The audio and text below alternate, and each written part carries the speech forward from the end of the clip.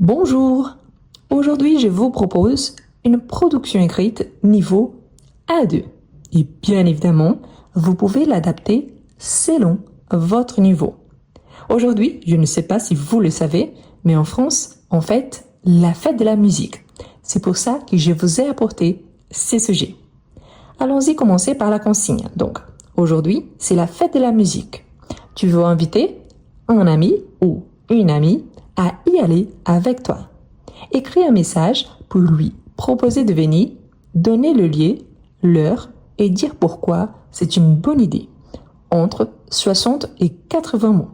Eh bien, avant de commencer, je vous invite à vous abonner, à liker la vidéo et surtout à la partager avec vos amis qui souhaitent également apprendre le français. Ici, c'est une consigne assez simple. Si vous êtes au niveau B1 ou plus, je vous invite à développer un peu plus ce texte et écrire entre 150 et 180 mots. Et pourquoi c'est assez simple? Parce qu'en général, la plupart des gens aiment bien la musique. Si ce n'est pas votre cas, il n'y a pas de souci. Vous pouvez essayer de convaincre ici, dans ce contexte, car il ne s'agit pas vraiment de la réalité. Et si vous avez des difficultés avec la production écrite, n'oubliez pas que dans la description de la vidéo et dans le premier commentaire épinglé, je vous laisse le lien pour mon ebook qui s'appelle « Comment mieux écrire en français ?» un livre fait justement pour ceux qui ont des difficultés à bien écrire, surtout une production écrite, c'est-à-dire une rédaction. Je vous laisse jeter un petit coup d'œil. Bon, on va commencer. La consigne, elle me dit que je dois écrire à un ami pour faire une invitation. Donc, si j'écris à un ami, je vais la tutoyer ou le tutoyer. Et en plus, il y a certains sujets que je dois aborder. Donc, je dois faire l'invitation, ensuite proposer de venir, donner le lieu, l'heure et dire le pourquoi c'est une bonne idée. Et faites attention à la quantité de mots. Comme il s'agit d'un ami, je vais commencer pour le ou la saluer. Donc ici, je peux commencer par salut. Attention, car quand il s'agit d'un texte plus informel, on peut ajouter certains détails comme salut plus le prénom de cette personne. Salut José, salut Anna. Je peux ajouter également un petit surnom gentil ou qu'on est habitué. Par exemple, salut ma belle, salut frérot, salut ma puce. Donc là, ça dépend de la façon comme vous parlez avec cette personne, la façon comme vous échangez entre vous. Donc, ici, j'ai déjà commencé par salut. Ensuite, je vais commencer mon texte.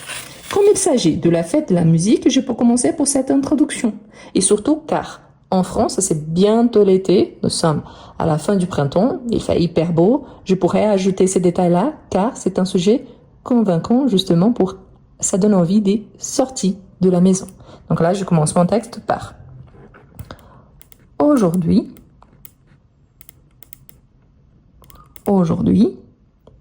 je peux ajouter une petite virgule car c'est un adverbe des temps. Donc j'ajoute c'est la fête de la musique.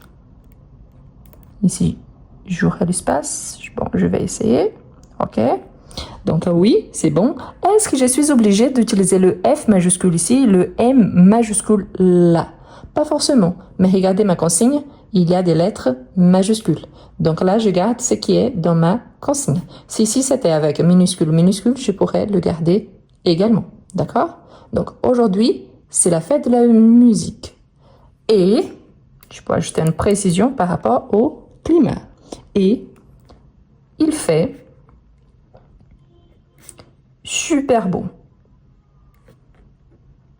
Et c'est vrai, donc il fait super beau. Donc je peux même ajouter une exclamation.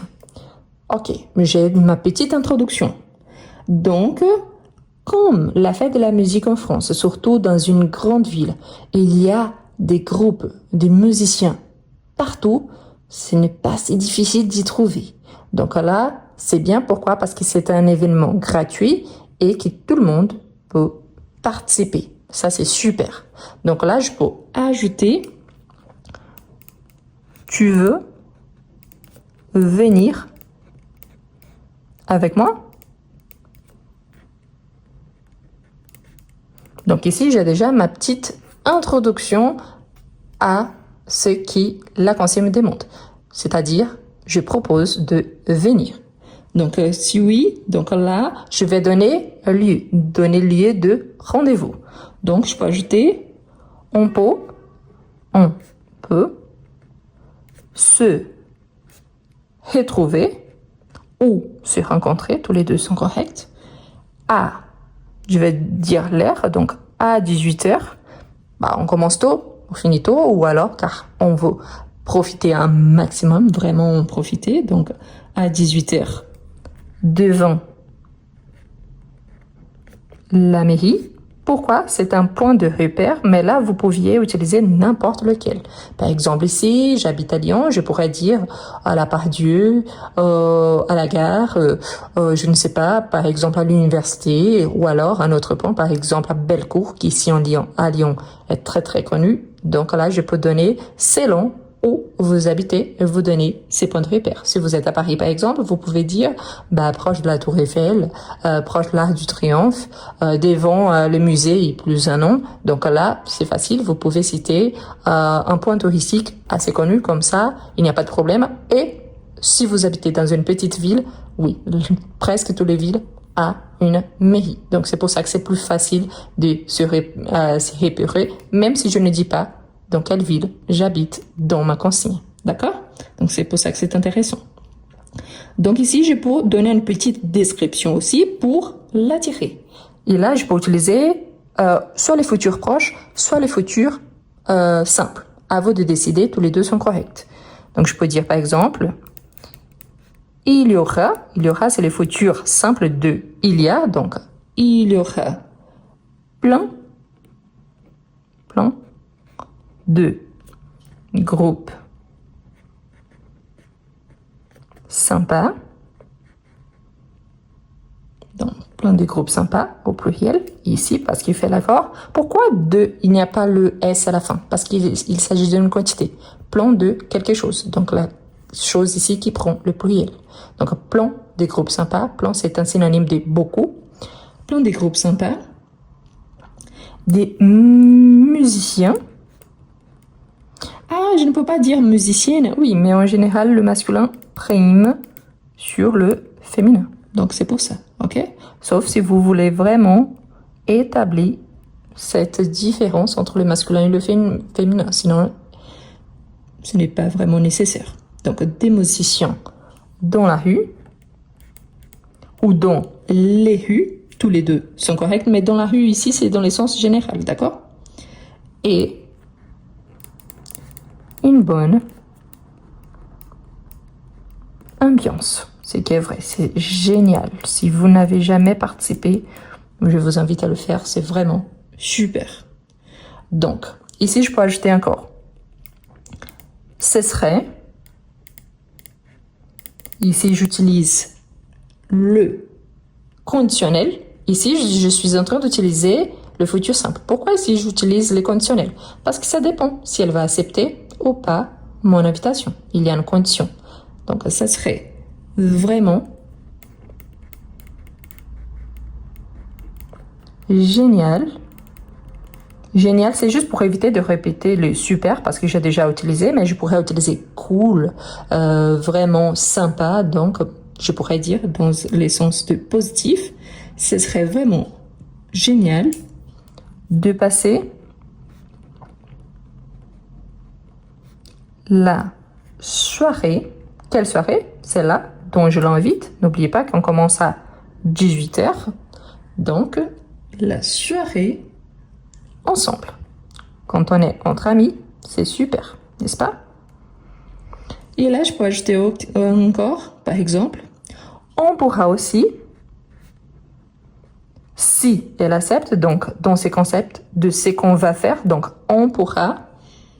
Pourquoi j'ai passé au futur simple? Parce que si on est là, c'est qu'on va faire. Donc, on pourra aussi manger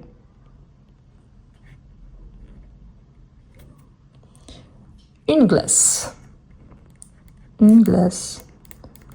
Après. Et là, vous pouvez me poser la question, mais pourquoi cette remarque? On pourra aussi manger une glace après parce qu'il fait chaud. Comme je vous ai dit, ici en France maintenant, c'est presque l'été. Donc ici à Lyon, actuellement, il fait 32 degrés. Donc oui, c'est hyper chaud. Ça donne envie de prendre une glace. Ce que je ferai probablement à la fin de cette vidéo. Donc c'est pour ça, ok? Et là, j'ai besoin d'une réponse. Je peux lui dire donc, dis-moi si tu es dispo. Pourquoi? Parce que si elle n'est pas dispo, il faut que j'échange mes plans et par conséquent, soit j'invite quelqu'un d'autre, soit je vais toute seule. Donc voilà. Comme j'ai déjà bien écrit mon message, je vais ajouter une salutation à la fin. Donc je dis à bientôt et gros bisous.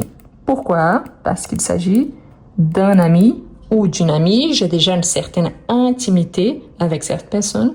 Donc, ça me permet, oui, d'utiliser les gros bisous. Pourquoi? Parce que normalement, quand il s'agit d'un texte plutôt informel, on ajoute à la fin bien cordialement, donc pas des bisous. Parfois, on utilise par exemple « je vous embrasse », mais en général, on dit bien cordialement.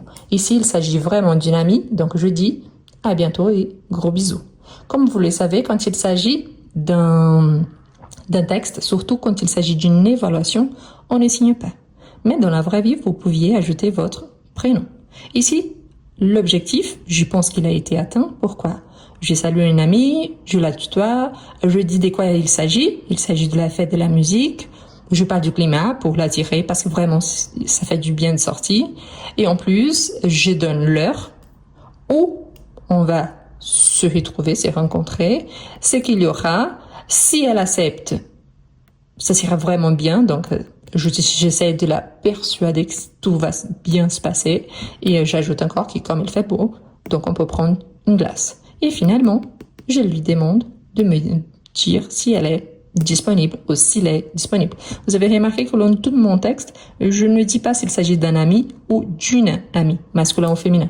Pourquoi? Parce que le texte, il me permet de garder la neutralité ici. Et ce texte, il marche bien au masculin et au féminin. Il n'y a aucun mot que j'ai besoin vraiment de les changer et d'ajuster la marque du féminin. Donc, c'est bien par rapport à ça. Ce qui était important aussi, c'était de respecter la quantité des mots entre 60 et 80 mots. Moi, je comptais au fur et à mesure. Donc, moi, je comptais ici 69 mots. C'est bien pourquoi. Je vous rappelle qu'un mot est tout ce qu'il y a entre deux espaces en blanc. Attention, car même si on a par exemple ici, aujourd'hui, il y a l'apostrophe, mais on sait qu'on l'écrit aujourd'hui comme ça. Donc, c'est juste un mot. C'est une contraction. On a ce plus et, c'est le verbe, sauf qu'à partir du moment qu'on a l'élision, c'est-à-dire on supprime les E et on ajoute l'apostrophe, même s'il s'agit de deux classes grammaticales différentes, ici, on le considère seulement un mot. Donc, c'est pour ça qu'il faut faire attention. Ici, par exemple, manger, je l'ai séparé parce que je n'avais plus d'espace, mais là, c'est également seulement un mot. Je ne compte pas la ponctuation. Ça, c'est important. Je vais vous laisser en haut une vidéo dans laquelle je vous explique comment est-ce qu'on fait pour compter les mots en général. Donc, c'est pour ça, il y a 69 mots. C'est bien parce que j'ai dépassé la quantité minimum exigée, mais je n'ai pas dépassé la quantité maximum. Donc, si je me trompe, il n'y a pas de souci. Pourquoi? Parce que, en tout cas, je suis dans ce qui a été prévu, dans ce qui m'a été demandé. D'accord? Je vous rappelle, une fois de plus, que si vous avez des difficultés avec la production écrite, il y a mon livre « Comment mieux écrire en français ». C'est ça, c'est l'objectif, surtout est de vous aider à bien commencer, démarrer un texte avec l'introduction, les arguments et bien évidemment à la fin, la conclusion. Il est excellent pour tout le monde, du niveau A1 jusqu'au niveau B2+. Pourquoi? Parce qu'il vous permet d'adapter les textes à tous les niveaux. Et là, c'est ce que vous pouvez faire également avec ces textes.